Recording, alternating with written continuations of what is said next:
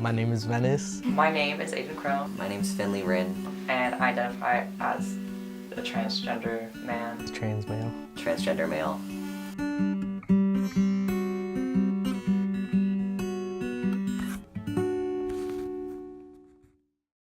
As a kid, I was always confused and I genuinely thought that I wasn't a girl. I suppose I never really adhered to gender roles when I was a kid. I was early as 3 to 4 years old when I started expressing signs. I first came out as trans verbally, I feel, through my mom. I would be like, oh, I'm a boy, I'm not a girl.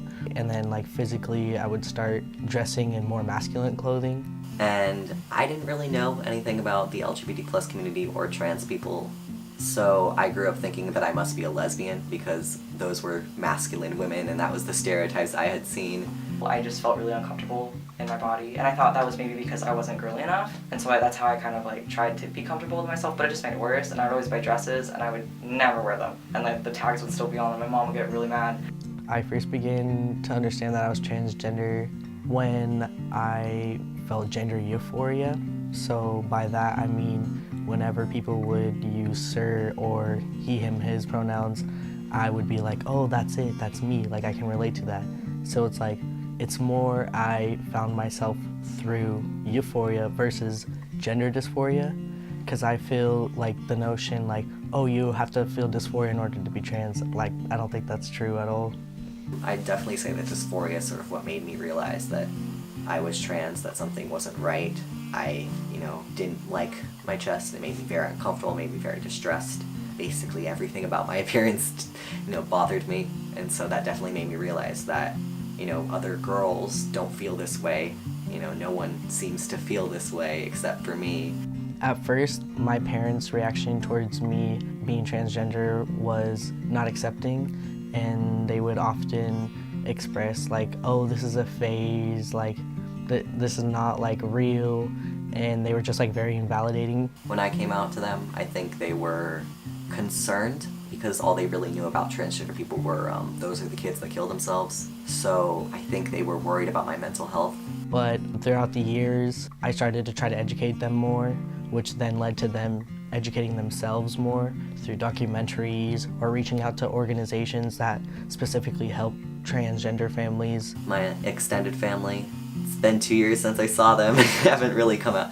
I mean, I grew up very conservative, very Christian, but I actually talked to my grandpa a month ago, and he called me Finley, and that was really something I didn't expect, because I never thought I'd ever hear that from him. The shift, I would definitely say, literally saved my life, because without support, you struggle so much. I think transitioning isn't getting hormones done or anything. Transitioning is just when you first decide that you want to be something else. And so honestly, it felt like everything was just fitting into place. I was like, oh my god, this feels like what I should be doing, instead of forcing myself to be something I'm not. So my experience of transitioning, I feel, was often positive towards other transitioning stories that I've heard. I was lucky enough to eventually have a supporting family, and luckily I was also born with the name Venice, so I didn't have to change my name, or I didn't want to change my name. So around 6th or 7th grade, I first started with hormone blockers. The process of taking hormone blockers was I just had one initial surgery of getting it implanted in my arm, similar to birth control.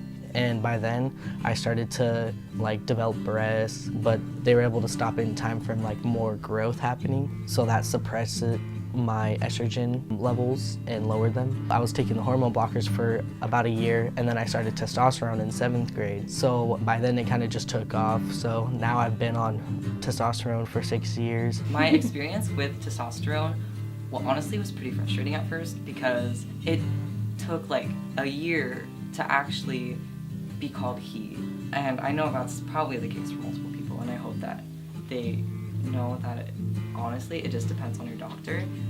My doctor was taking it really, really slow, and then just recently we decided to speed up how often I was going to take testosterone, and from there, oh my god, like, it was going by pretty fast, and I was like, okay, this is so cool. Trans folks that take HRT, like hormone replacement therapy, usually when trans people are taking estrogen, it comes in a pill form, and when they're taking testosterone, you have to take it with like shots or gel because it would attack your liver too much if you were to take testosterone orally. So that's why like there's different methods. There's 2 needles that I have. Okay, and so these ones are like really, really big. I don't know if like you can see it, but they're an 18 gauge. So this one is just to draw up the testosterone from the little vial. And then when I actually put it in, I like get this little syringe. I like, well, first we put the pink one on the syringe, and then to draw it up, and then you transfer it back. It's kind of a process.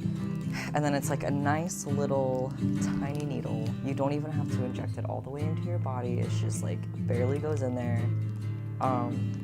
which is very easy. I take like 0.25 every Saturday. My top surgery went really well. In 2 weeks, I'll be 3 years post-op.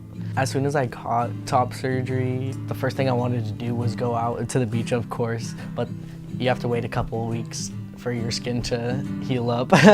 But like before top surgery, my friends living in San Diego, my friends would always be like, hey, let's go to the beach, you know, we can all go swimming. And I'd always have to be like, oh, I'm not feeling well today, because it's like, I didn't want to out myself about being trans then at the time because I was stealth and I just didn't feel comfortable sharing that yet. But now being able to just take my shit off anytime when I want, it just feels really great. Like I can't like express like the again gender euphoria I get from it, and I'm like, wow, like this is who I am, and like this is who I'm meant to be, and I know it, and I'm very like proud of myself for being my authentic self. So I'd say that once I got top surgery, that was like when my whole life changed, because that was like I can wear low-cut shirts. Like I feel like I'm a lot more confident now that I've had that. These are my holes from when the where the drains went in, and then they connected up here, and you know, to drain all the fluids out. I had those for a little while. I actually had 4 because that's just my top surgeon's preference. But generally, I mean, it worked out pretty well. So with pronouns, I feel it's very important for us to like validate each other's pronouns and say our preferred pronouns, because humans are so easily to validate people when it comes to their pets or their animals about using the right pronouns. What's the difference towards humans? Something I've noticed on like Instagram is that a lot of people will just like put their pronouns like in their bios, and I'm like, oh, that's cool. You know, like people didn't do that like 2 years ago, and it's just a super cool, respectful thing. It's like, oh, I know this person's pronouns, so I don't need to like maybe use the wrong ones. I feel like people are a lot more aware.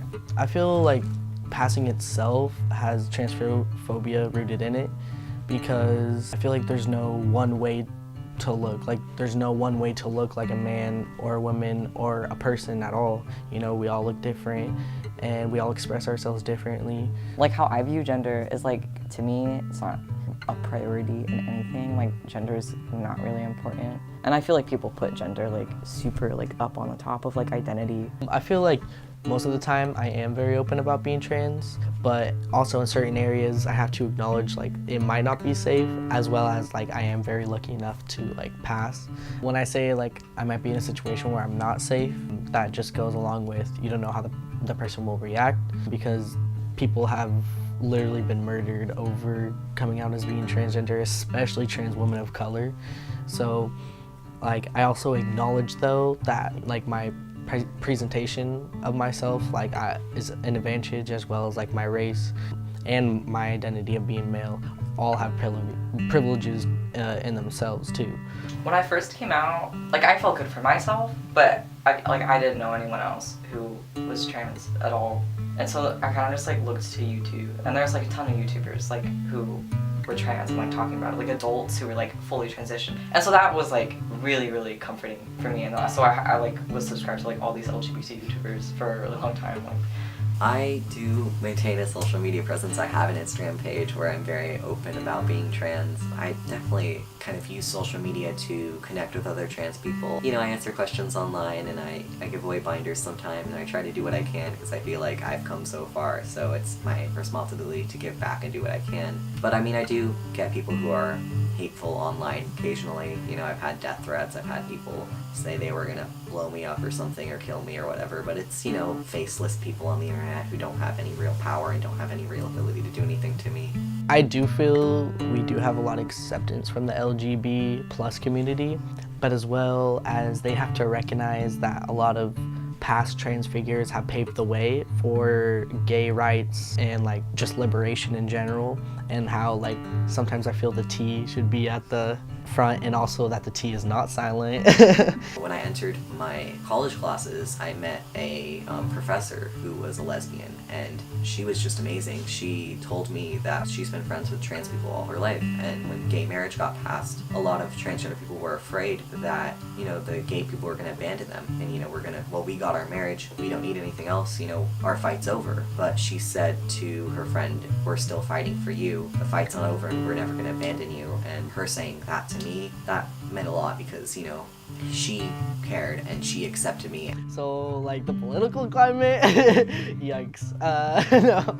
But I feel it's like people should be able to pee wherever they want to pee. They're going in there to pee, not to harass no one. And most of the time, trans people are the ones getting harassed in restrooms, especially by like things I've seen on the internet of like staff breaking into bathrooms when literally they're just trying to pee, and it's like, who's harassing who again in the bathrooms? I hate the discussion surrounding bathroom laws because it's more of like a male to female problem. And people who are against trans people using the bathrooms of their choice, it shows how much they just hate male to females.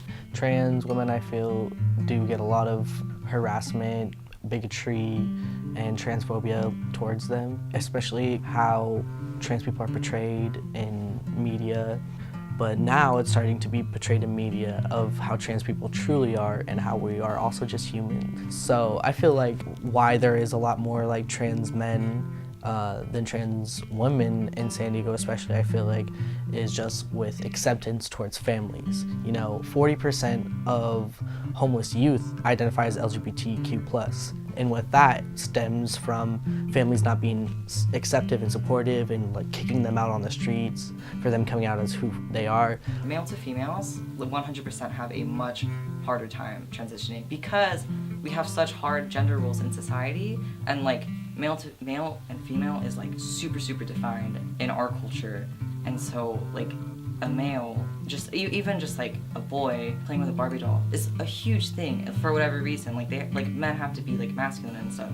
And so when a man, you know, coming out as a woman happens, everyone like loses their mind. It's so hard. And like medically, I feel like it's harder for trans women to pass, just because I know that like vocal cords, when they thicken, they can't shrink back, so voices are kind of a problem, I know. So they have a much harder time. I hid myself for so many years of my life, you know, for 16 years I hid who I was, so it was hard to sort of break out of that and realize it's okay to be myself, and it's okay to like myself, and it's okay to like who I am, and to be okay with that. At the end of the day, you're always with yourself, you know, and you're spending your whole life with yourself. And you know how they say like, like, you know how RuPaul says, if you can't love yourself, how in the hell are you gonna love someone else? Like, to an extent, I feel like that does apply, you know? I hope that people can relate to this experience, even if they're cis, just relating to the experience of change and finding yourself and, you know, learning to accept yourself and learning to be in the world and not worry so much about the way other people think.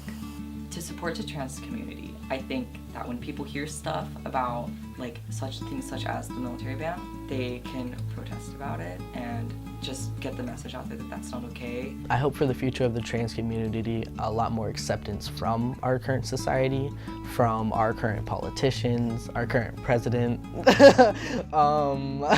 and I just hope to have a lot more acceptance and love and empathy just spread throughout the community and like towards the community from cis people.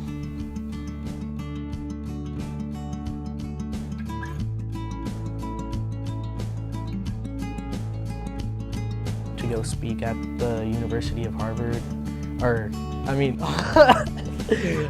sorry, I was. Have you ever heard? I'm like, I just didn't, like, I don't know, I love myself. Good, yeah. you know, for 6 weeks I wasn't really allowed to do much activity. I couldn't lift anything. I kind of still did lift something. I lifted a cat. It's probably, I mean, I wasn't supposed to lift anything over 10 pounds, but you gotta hug a cat, you gotta hug a cat. That's how it goes.